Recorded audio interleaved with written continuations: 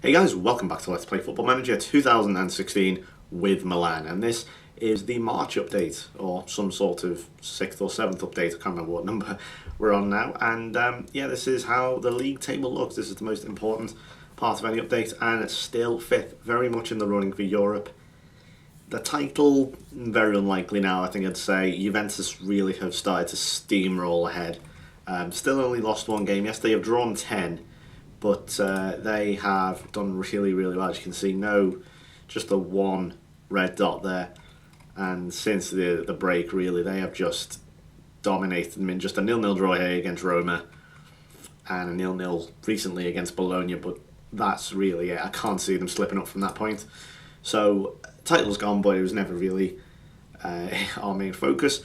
Second and third, of course, Champions League spots. If you're not familiar with Italy, 4th place is a Europa League spot, I believe. Let me just double check that, just so I'm not telling Portuguese. Top 2 teams will qualify for a Champions League spot. And then we have, and then one team does qualify for the best playoff, and then two teams will qualify for the Europa League. So top 3. For some reason I started doubting myself then. Top 3 get the Champions League instead of England's. As you know, we have 4. If you're coming from the Premier League or whatever, I don't know if that's down to league coefficient or some sort of league ranking. I believe it is, and that's why you might have heard the term coefficient being shouted around a lot over the last few months because of the English team's performances, just terrible performances really. Not just in the Champions League, but in Europa League as well. It's having an effect, which means that if we start to see more Italian teams, more Spanish teams, more French teams, German teams, whatever, they perform better in Europe, then they're going to be more worthy, so to speak, of that extra Champions League or that extra Europa League place. So that's why you might have heard it. But for now, at least on this save, we have Lazio, who are occupying that third and final Champions League spot, and then 4th and 5th get Europa. That was a long-winded explanation, wasn't it? So we're level on points with Inter at the moment. We're only losing to them, I suppose, by 4 goals. The only reason we're not 4th. And then we're just a point behind Lazio, and then 5 behind Roma. Very much possible that we can get a Champions League spot. I'd still be happy with a Europa League, still. And what I don't want to do is be like Liverpool, where we went into the Champions League a few years ago, obviously after that incredible season. And then we just weren't ready for it at all. I mean, obviously it didn't help that we got through against Real Madrid, and who were the champions, I think, at the time, and Basel, who are the scourge of England, as far as I can see. We were very much unprepared. We didn't have a squad for it at all, and that's what I'm kind of worried about if we do get a Champions League spot. So maybe not. Either way, as long as we qualify 5th or more for Europa League, I'll be happy. As long as we finish 5th, or more, as I say, that'll be pretty good. So the results then so far. So the last game I showed you was the 1-1 against Lazio, and since they've had one more defeat and another draw, but the rest have been wins. We did beat Sampdoria 1-0, and Adrian Ramos got his first goal. Thank the Lord. Sampdoria were not great here. They did not even have a shot on target. We got a little bit lucky. We've had a lot of these games where we just have absolutely dominated, but there's been no real killer touch until the very end. And there is Ramos, just what I wanted them to do. They get in the box, use his big head, and give us the 3 points. Then we played Fiorentina, so we've managed to do the double over them. Once again, they just hooked the lead through former Football Manager legend. He's no longer anymore. Massive wonder kid. I think it was on FM11 or FM12. Kumar Babakar. Remember this guy? 23 years old now, really has not lived up to that potential. On FM, I think it was FM12. He was meant to be like the new Messi, the one who's going to break out in a few years, or I guess in a way, the new Drogba, or shall we say, the new Drogba, African, young kid, powerful, and so on. And that just didn't happen, and seems quite content playing for Fiorentina at the moment. So this is how we got it anyway. Abate, as you can see, once again involved, Bonaventura. He's done really well over the last few games, to be fair to him. I've been quite critical of him at times, but he's not been too badly at all. Now, I say they took the lead. Sorry, that was a complete lie. We took the lead, and then they took the lead in the last game, didn't they? And then Blazikowski, lovely cross to Babacar there. But yeah, I remember I signed him. I think it was on the Liverpool save on FM12. and he was an absolute beast. And speaking of which, Jeremy Menez there with a nice penalty to give us the win. Then we unfortunately lost to Torino at home, which was a very strange game, and well, to put it simply, we were pretty pathetic in this. Not a single shot on target. Look at these stats, and this is just, 7 off target, 15 overall, over half, just under half, beg your pardon, were off target, no clear cut chances, even outpossessed us in our own backyard. It's just awful, really terrible performance. And you might actually be able to see here, I took Ramos off in the 33rd minute to bring on Balotelli. He was equally as crap, as you can see, and so I subbed him off and brought Carlos Bacca on for the 73rd minute, who was still recovering from injury at that point. I just want to say that's why he wasn't starting. He wasn't recovering from injury. His sharpness and fitness wasn't completely pristine yet, so I didn't want to play him just in case he got injured. And then we had a nice win against Napoli, who I believe sacked the manager just before this game. I think they brought in, I can't remember, Spanish, I think he's a Spanish manager, Unai Emery, I think they've brought in. Nice, again, finish from Bonaventura. He's starting to make a bit of a habit of this now. And then 2 minutes later, as we're able to see here, he scored again. So, really getting into this swing of things now, Bonaventura. Lovely run from Menez. That was 2-0. They did get another goal back, but it wasn't enough. And then we've just drew against Empoli. Now, this was frustrating as all hell.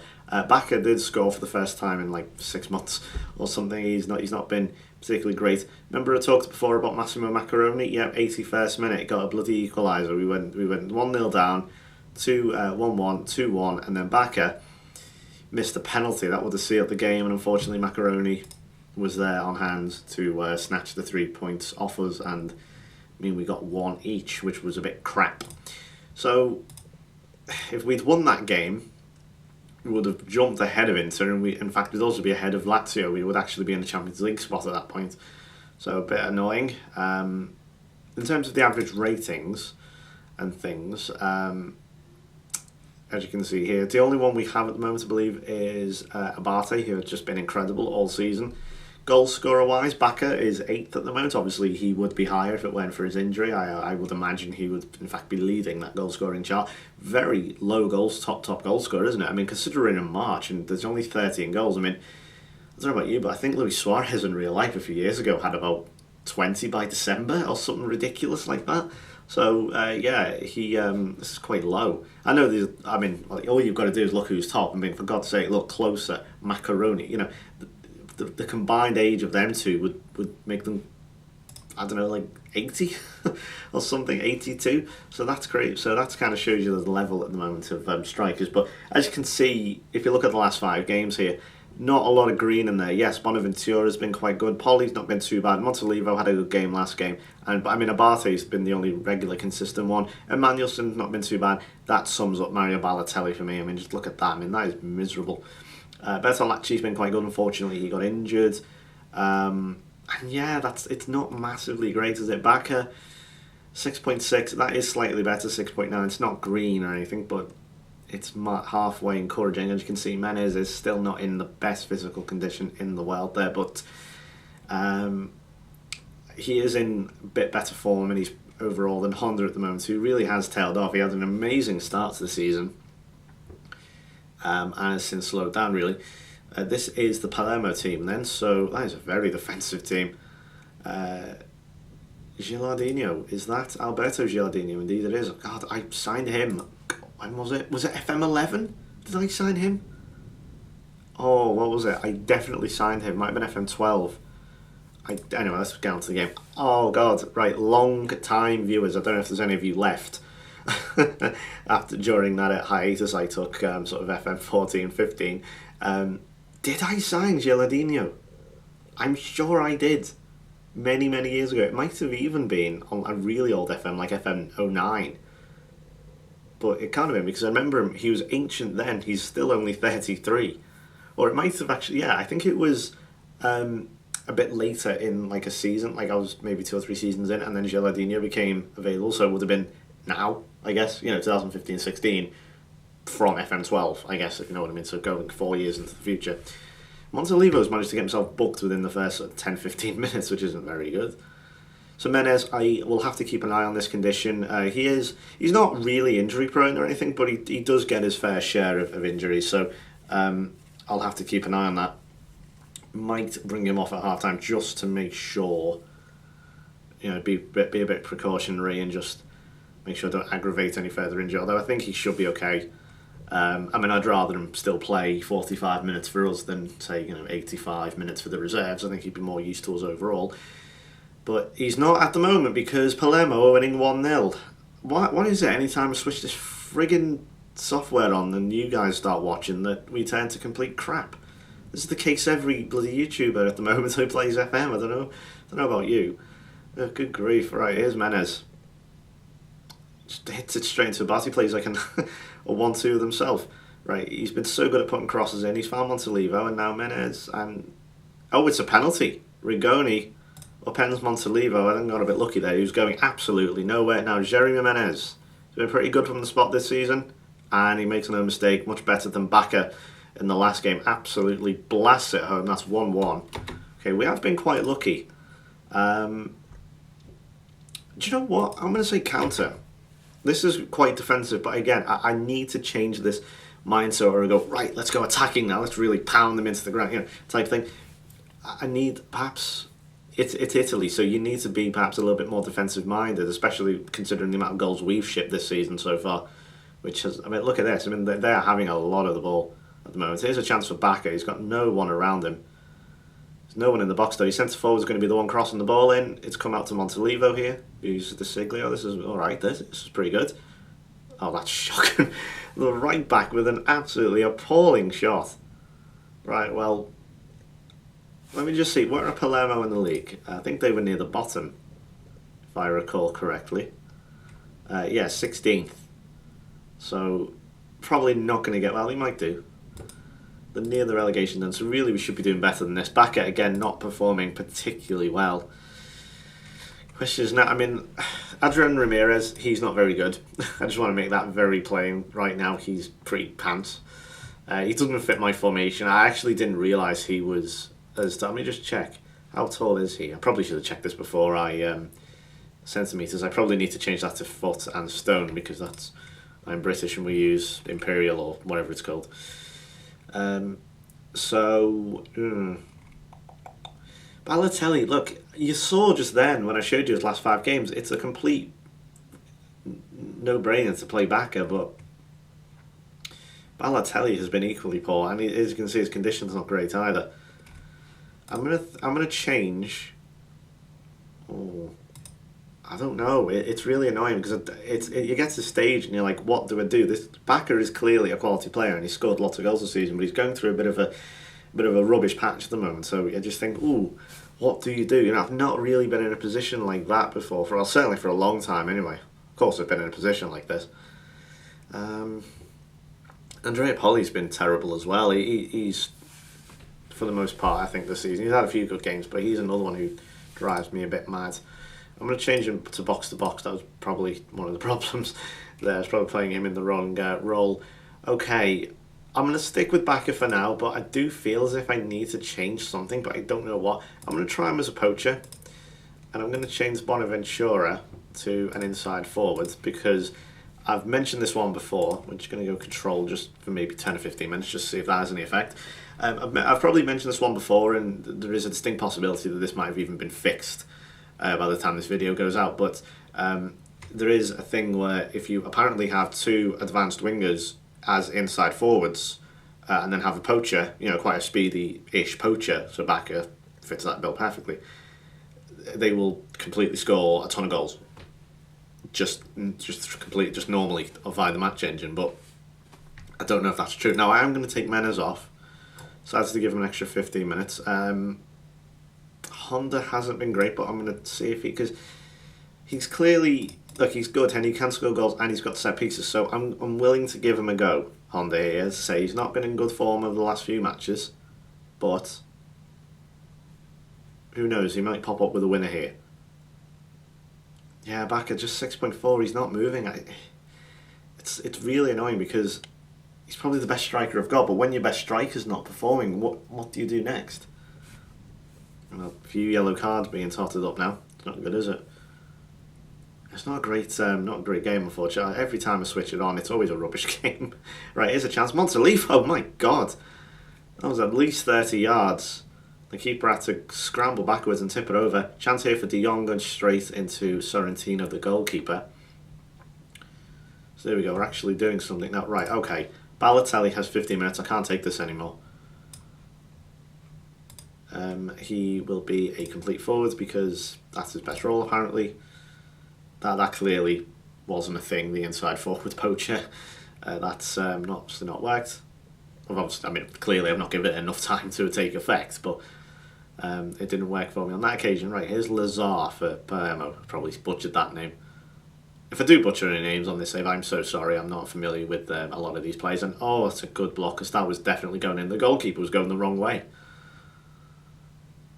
Right, here we go. Chance for a breakaway here. As long as they don't lump it forward and we just give the ball straight back to them. This is better. Right, here's Honda. Look at Balotelli. He's made a half-decent run here. He's got space. Is he going to shoot? No, he's going to bring it back to Bonaventura. Wasn't really in a great position to shoot, to be honest. He might have been better taking a touch. Now, it's risky here because if we... I don't know whether to change it to counter and slow down a bit, or if we keep it on control for a few more minutes, because we've got a bit of momentum now, but obviously I don't want to gamble too many men forward at this point. Okay, we're going to make one last change.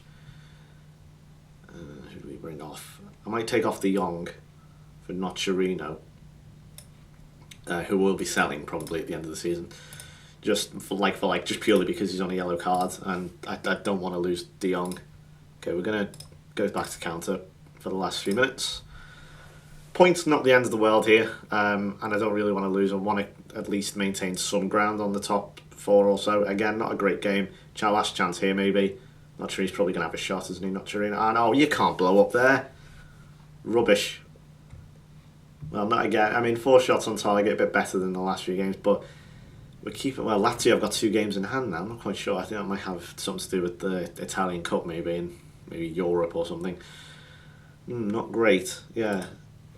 Not actually as good as I thought. But Menez at least saved us a point. They held out for a draw, of course they did. But again, my front, my main striker, not really living up to it. But let's see. I mean, okay, Carlos Bacca scored last game.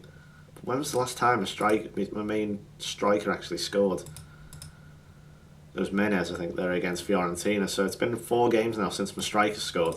I might have to move Menez back into that middle central striker role.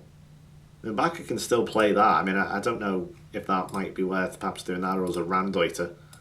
Maybe. I think that I might stick with that maybe for the next game and see how that does.